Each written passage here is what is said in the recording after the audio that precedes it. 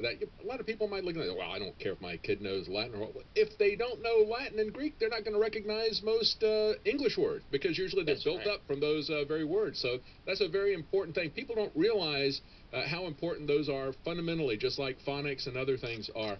And I just again want to say to people who are struggling or who are single, and also the people who might be able to help. Maybe you've got a child who is already, your kids are grown up, you're older. Maybe you can help some people in your area who want to raise their kids and are struggling to do this. We cannot go to the government asking for a handout, and we cannot say, well, I would take responsibility for my kids, but I just can't afford it. Make that your first priority. I mean, if you Oh, don't yeah. make your kids your first priority, one of the curses that was pronounced over people by God in Deuteronomy was alienation. And that's what we've got.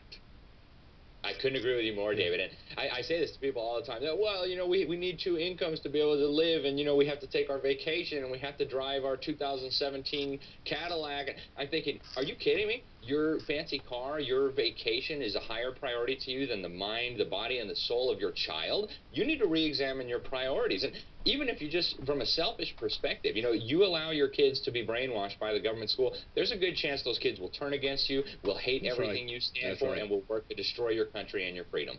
That's right. And to come after you. I mean, you That's right. look at the sad situations of families where their kids are totally alienated from them, alienated affectionately, alienate. They hate everything that their parents stand for, and it's because they are attached to an institution, not to the family. They are attached to their teachers, not to their parents. They are attached to their classmates, not to their brothers and sisters. It has pulled apart our families and destroyed them. Well, That's exactly right. everybody should get this special edition from the New American. That's all I can say. Welcome back. We're still talking to Alex Newman. I want to keep him on a little bit longer because there's another section to this entire magazine from the New American, and you can get that. He'll tell you. We'll have him tell you again how you can get that. There's a lot of different articles. It's not just rescuing our children, but this particular one: government schools are sexualizing, perverting, and confusing our children. Absolutely are. Alex, this weekend, actually Sunday, and then they concluded last night, the documentary Leaving Neverland. And the idea that Michael Jackson, was infatuated with the idea that you never grow up.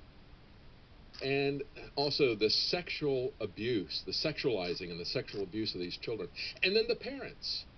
You look at that documentary, and most of the people say, where were the parents in all of this? And I look at what's going on in the schools today. And I see another Neverland that's been created. I see parents being bribed with free time, with careers that they can pursue instead of raising their kids and so forth. Parents who are not engaged in what their kids are doing any more than these parents who took their kids and dumped them in Michael Jackson's lap uh, understood what was going on. It's unbelievable what is happening in the schools today. And it is a parable for our time, what happened with Michael Jackson and Neverland and putting your kids in the schools where they never grow up.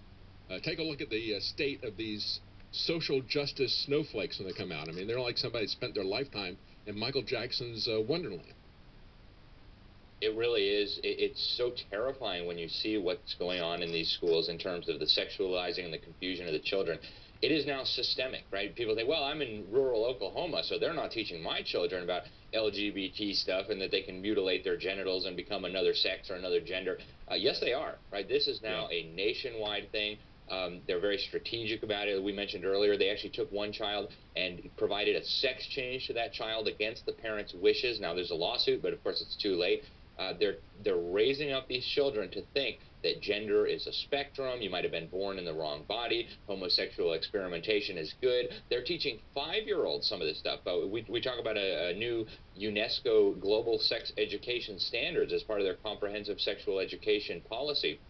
They want this in every school all over the world, and they start sexualizing the children at 5 years old. They're supposed to talk about Wow. sexual pleasure. They're supposed to talk about homosexuality, homosexual parenting, and it gets worse from there. And again, these are little tiny kids. These are kids who should be playing with dolls and race cars, not thinking about sexual pleasure. And yet, it's almost like a demonic grooming. They have men dressed in It women's is. costumes, sometimes with demon horns. We have a picture of one of these. Drag queen story hours that they did in one of the schools. You have a guy that walked in a dress wearing demon horns, I'm looking if I can find it here. Here it is right here. And you can see this is what's happening now. This is in government schools all over the country to read LGBT stories to children. You know what that reminds me of, that picture? It reminds me of that statue that's taken around by the Church of Satan. Every time somebody puts up the Ten Commandments, they trot that around.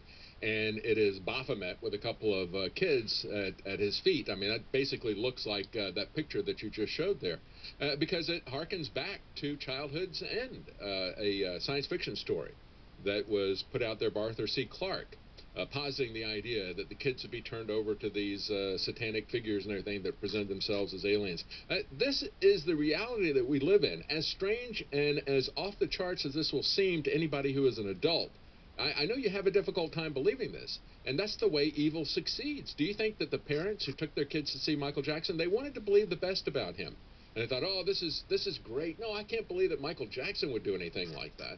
And so they turn their kids over, and that's what people are making the same mistake here in these schools. Yeah, and David, one of the articles we have in this special report is on the globalization of indoctrination. And I think that's the music for the break, so maybe we can talk about tell me, well, hang on. Can you hang on for one more segment? Because I want to get this information out to people. This is very important for people to hear this. We'll be right back with Alex Newman, The New American. We're talking about a special edition of the New American magazine that is completely dedicated to saving your kids. Are you interested in saving your kids? I mean, we talk about the country. The country's made up of a lot of families. We're not going to have a country if we don't have families.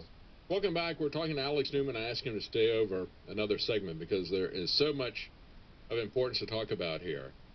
We talk about the system, the federal system, the UN system. He's talking about UNESCO and the curriculum that they have essentially spread throughout the land. We can see it operating now. And we can see the types of things that they are doing in schools, as I point out, not really that much different in a lot of respects than what we saw with Michael Jackson. In the respect that people will bring their kids and drop them off at a school without really knowing what's going on, when the school, over 1 in 4 kids in California aged between 12 and 17 now identify as gender non-conforming. Where did that come from? That came from the schools. That was where that was put in. In New York, schools are caught giving children handouts on sex change surgery, handouts on polyamory, which is relationships that include multiple partners, what it means to be pansexual. Gender-confused teachers have ordered their pupils to refer to them by gender-neutral pronouns, such as mix rather than miss, and so forth. This is, I'm reading from the New American, the special edition, and tell people, Alex, where they can get this this magazine that is devoted to educating your children, what's going on with this, because it is a communist agenda. It is agenda for centralized control and command. As you pointed out, another aspect of this is about sustaining socialism, not about sustaining the planet. It's about sustaining socialism and centralizing everything at the highest possible level. Very dangerous. Where can people get information about rescuing our children? So if you go to thenewamerican.com, that's our website, we'll have a banner ad there right under the top stories. You can click on that, and then if you want to order 1 copy, we'll waive the shipping and handling if you use the code EDUCATE19. It could be all caps or all small, doesn't matter. And then what our hope is that people will read this and say, oh my goodness, everybody in my community needs this information. My pastor needs this information. My rabbi, the elders at my church need this information. And then they'll go back and order 100, or we've had several people now order 1,000. And get these to all the opinion molders in your community so that we can get the word out. So that's thenewamerican.com. Click on the banner ad right there. You can order them. You can even get it in PDF if you want to, but the physical copy is much better to be able to give to somebody, and you can get it right through there on our shop there. You know, I've seen the church finally come around to abortion, finally realizing so many churches really didn't understand what was going on with it, and now have started to finally, decades later, react to this. But we're so far behind the curve. Most churches are now looking at things like homosexual marriage and saying, well, I don't want to impose my values on somebody else. Well, that's fine. I don't want to either. However, understand that they want to impose their values on you. Just take a look at the Supreme Court cases that Baker, who had his business shut down there in Colorado, went all the way to the Supreme Court and won. And as soon as he returned to Colorado, they had a transgender individual wanted a traniversary cake or whatever, and said, "I'm going to put you out of business." The same quote-unquote civil rights commission there in Colorado was coming after him for that. They want to impose their values on you. They are not tolerant. And they're very hateful, but they do this all in the name of tolerance and in the name of stopping hate. That is the biggest gaslighting deception that's going on with all this stuff. Yeah, and if you look at parts of Western and Northern Europe now, they're literally putting pastors in prison for quoting the Bible on homosexuality. I mean, just quoting the text, that's a hate crime. You have the Swedish government investigated the Bible under the hate speech laws, and they concluded that the Bible was an impermissible book, that it was a violation of their hate speech laws. They said it's not practical to ban it just yet. But people need to understand that's where all this is going. And before the break, I mentioned one of the articles we have in here, the globalization of the indoctrination. The UN and UNESCO in particular is very open about what it's doing. They have this World Core curriculum developed by Assistant Secretary General Robert Mueller, and he tells you in the teacher's manual that this curriculum that they want taught in every school on the planet is based on the teachings of Alice Bailey, and actually the Ascended Master, as Alice Bailey called it, that she worked with. Now, we don't have to go down that rabbit hole, but for people to have just kind of a glimpse of what's going on here, Alice Bailey was the founder of the Lucifer Publishing Company, and she had a very specific agenda. So to have a world curriculum based on her teachings would strike most people as kind of bizarre at best and just absolutely demonic at worst. And yet, these are the people who want to educate all the children on the planet, and they're dead serious. Yeah, well, you look at Saul Alinsky. He dedicated his book Rules for Radicals to Lucifer and so forth. That's the mentor right. of Bill Ayers. And these people who, at the time they were creating and publicizing and pushing white school privilege, Bill Ayers stopped blowing up buildings and decided he would go blow up your kids' minds. He went into education. That's when he became really dangerous. When Bill Ayers stopped attacking federal buildings and started attacking school buildings and using this as propaganda. Now we have this festering civil war between different races and everything, thanks to Bill Ayers and the progressives, because in America, they felt that that was a more fertile ground for creating conflict than creating economic class warfare, as they had been able to do in Europe. This is what the schools have become. Bill Ayers and his crowd of people have had a massive effect on education, bringing in these values you're pointing out, coming from the UN, coming from these Luciferians. I mean, we're not exaggerating here, folks. These people are embracing the Luciferian aspects of this. We're not putting a label on them that they don't accept and claim first. That's exactly right. They tell you this in the open. We don't have to theorize. We don't have to speculate. You can go read their documents. I get UNESCO's press releases. Until recently, they had a communist leader, Irina Bokova, who they wanted to make Secretary General.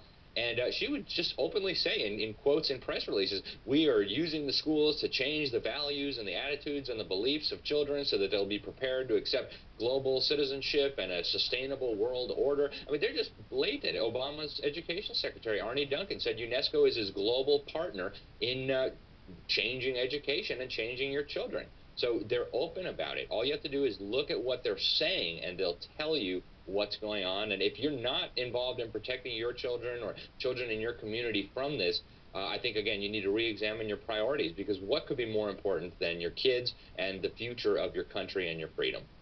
Yeah, we've gone from the Oneida experiment in upstate New York, where they tried to create their utopian socialist society, and it failed, and say, we got to get the kids, we've got to get them at an early age, we've got to get them instilled with our values, not with their parents' values.